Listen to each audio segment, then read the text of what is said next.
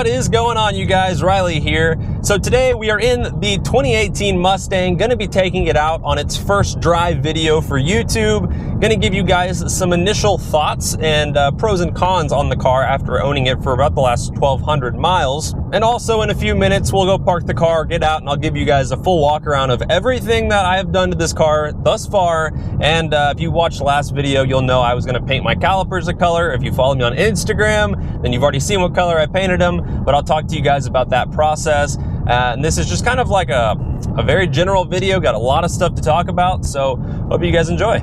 So first and foremost, even though I've kind of addressed this already, I wanted to go ahead and just talk briefly about, what really attracted me to buying this car, even though I've kind of mentioned it before, but that really was price. And that was kind of my deciding factor. Is like, all right, let's go ahead, let's go for a Mustang. Haven't owned one of these yet. I've had a Camaro, had a Challenger, had everything in between. Let's do it. Let's finish the Grand Slam. Let's get all the muscle cars. Now let me also say that every car that I have owned in the past, I have absolutely loved. I can't think of any of the cars that I've owned that I have disliked. Sure, they've all had their small little things here and there that I didn't like about them, but every car I've absolutely loved and would totally own any one of them again. And so going into that, I kind of had really high expectations for this car to, don't disappoint me. And in the last 1,200 miles, it definitely has not. I'm falling more and more in love with this car every day as I drive it. It's turning out to be a really nice daily driver. I've been averaging like I think it's like 20 miles per gallon. Let me pull it up. So since I bought this car, I've got 1,235 miles on it, and I've averaged 20.3 miles per gallon, which is pretty impressive. I don't think I've ever had a car that I've got that good of gas mileage in, and that's a mix of city and highway. But still, to be over 20 miles per gallon in a car that, when I'm in the city, I don't drive it like grandma, I guess. I mean, I use it for its intended purpose, and that's to, have some fun. But I just think it's crazy that, I've been able to buy a brand new car for like just over $30,000. It's a premium, it's got the leather. My insurance went down like $40 a month from the Corvette that I had previously, which that's always nice. Payments are cheaper, better gas mileage, it's more comfortable. It's just turning into be a really good daily driver. It's not as good as a race car, and honestly, I do not have as much fun on like a back road and stuff like that. Obviously, a 1LE Camaro would shine there, or the Grand Sport shined there.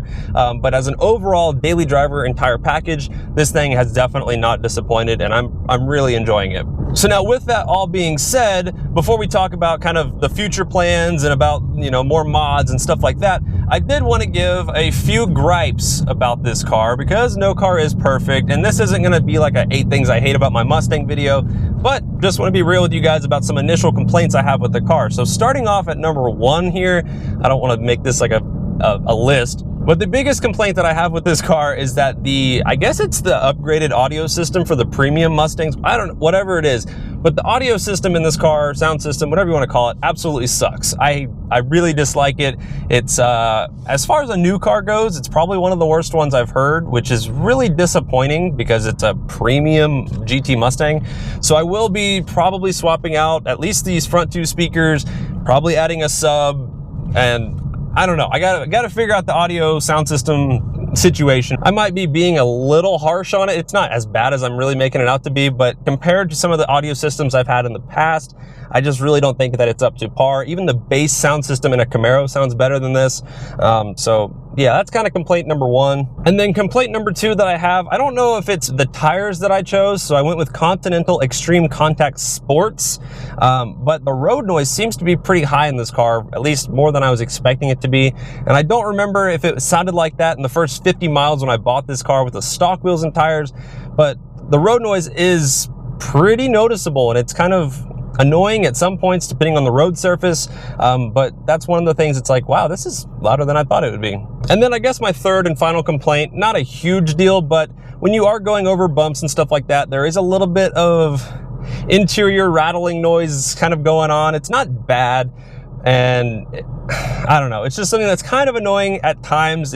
For whatever reason, it does it sometimes more than others, kind of moody, but the interior is not the most refined. Granted, we're talking about, a $30,000 to $40,000 Mustang, so I don't expect it to be a Bentley in here, but at times I'm like, oh, what was that noise? And sometimes some things just kind of move around wherever they are, and it doesn't sound the most pleasant.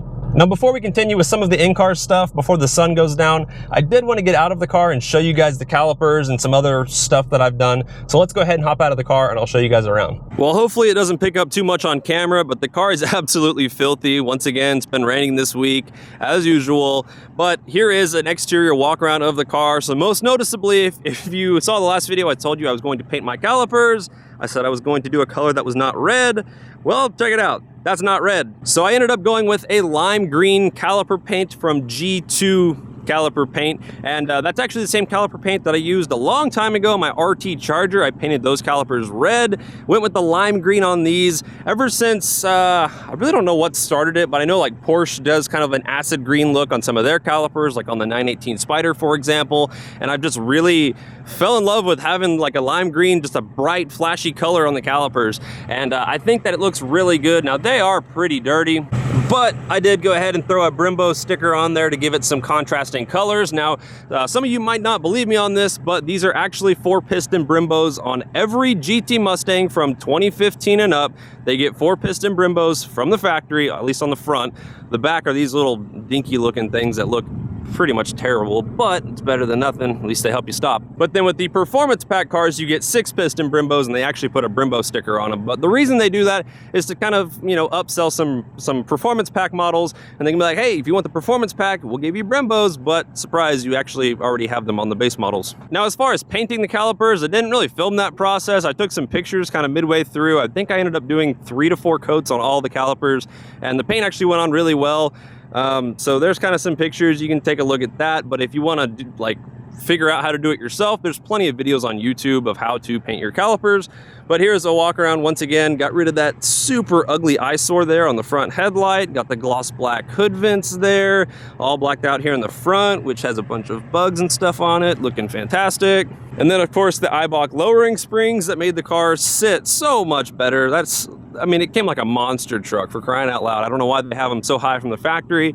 And then coming to the back, we got, of course, the spoiler, the diodynamic side markers, tinted tail lights, all the good stuff, except we are still rocking the stock exhaust. My goodness, I absolutely hate it. I guess that'd be complaint number 4. Stock exhaust, no bueno. That needs to be changed out as soon as possible. I'm in contact with one of the exhaust companies that I think you guys would love to hear about, but I don't want to say anything yet until it's for sure set in stone. So hopefully a new exhaust is coming within the next week or 2, hopefully. But yeah, that's pretty much your quick walk around. I've done a few more things here and there, but it's all small stuff like black badging and all that fun stuff. But yeah, so far, car's bone stock, future plans for the car. I'm really kind of wanting to do the, I know American Muscle posted a video. It was like 3 mods, get your 2018 GT Mustang up to like 500 wheel horsepower. So this car comes stock with 460 horsepower to the crank, and you basically do E85, a tune, long tube headers, and a cold air intake, and that gives you like right about 500 wheel horsepower. So that's about 100 wheel horsepower over stock, which is absurd. And to do that with just a couple bolt-ons, I mean, it took my Corvette to be headers, cam, like a big cam, and all that stuff just to gain 100 horsepower. So the fact that these respond so well to mods really entices me and makes me want to do that. And also it's relatively inexpensive, but there have been a few 2018 Mustangs that have had some problems with their motors, with their transmissions and all that fun stuff. So I at least want to put, you know, 5,000 miles or so on the car before I start doing anything and voiding warranties. I may just leave the car stock, honestly. Like I said earlier, it's kind of nice having something that gets decent gas mileage, and ultimately I do want to set myself up for owning a Gen 5 Viper at some point in the near future.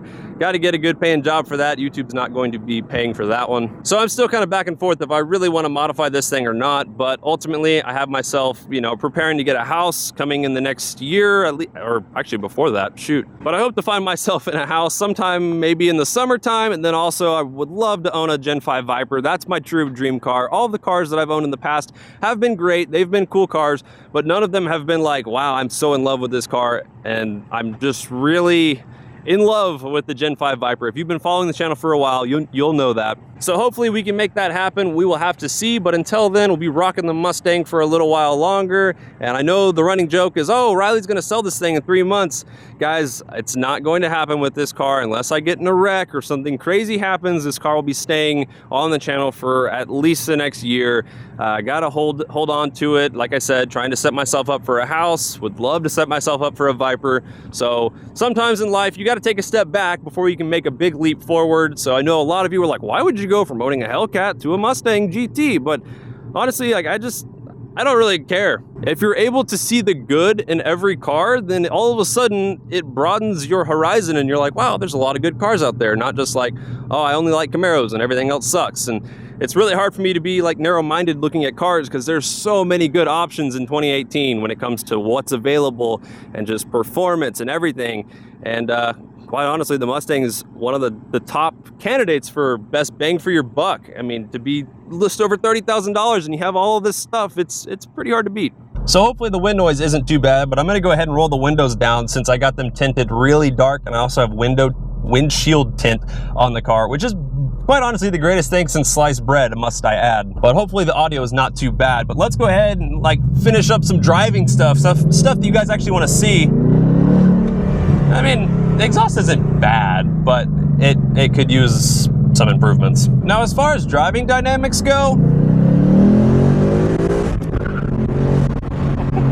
it's, you know, I've owned a Hellcat and I've owned a 500 and some odd horsepower Corvette that had a big old cam in it. So I've had plenty of fast cars, and this thing is still quick enough to where it still entertains me and it's still fun.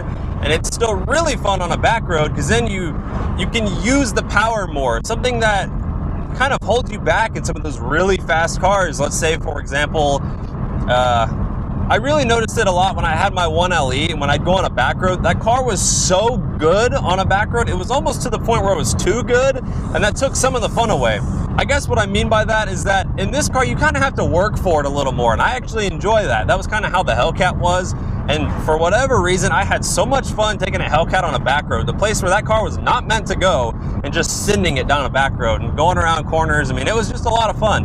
And this is kind of like a good blend between, you know, big bulkiness of a Challenger and the agility of a Camaro. This is kind of like a good middle ground, and I think that's why a lot of people buy these things. You see Mustangs everywhere, but it's kind of for a reason, and after owning it, it's kind of like opened my eyes to like, hey, you know, Mustangs really aren't that bad. And sitting here telling you guys that I'm going to keep this car stock is probably not going to happen. I'm sure I will end up doing something to it at some point, just because there's so much available for it and it's so easy to make good power with these cars. So I don't know, but as a bone stock car, just as a daily driver to just cruise around in and do a little bit of everything with, I really can't complain too much, especially for the price. But hopefully that helps you guys understand some initial impressions on the car. Like I said, it's not the fastest thing in the world, but it's definitely enough to have fun with. Hey, check it out, it didn't blow up third. Like, that was pretty fast. I'm actually kind of impressed. But the 2018 and 2019 Mustang are definitely no slouch, and I'm really excited to see what this thing can do. I'm excited to race it against other stuff and see how it compares. And I don't know, I think it's gonna be a pretty fun journey, and to see what else I decide to do with this thing. It should be fun, and yeah, I'm looking forward to it. For me to be able to have owned the cars that I have and to own this car, I really appreciate you guys' support. Without you guys, none of that would have happened, and hopefully I've been at least able to give back at least some entertainment. Hopefully I've been able to inform you of some fun stuff, and this is definitely far from over. I still have plenty of other ideas and plenty of other videos that I want to get out. It's just being a full-time college student in my senior year, man, it takes up a lot of my time. But hopefully there will be times for me to squeeze some stuff in for you guys. But I hope you guys have a great rest of your day, and be on the lookout for some future videos coming probably this weekend. I'll be going back to Houston, probably go to the Cars and Coffee show there and do some other stuff. Hopefully we'll be putting exhaust on this car. Please, hopefully that all works out. But yeah, thanks for watching, you guys, and I will see y'all in the next one. Take it easy.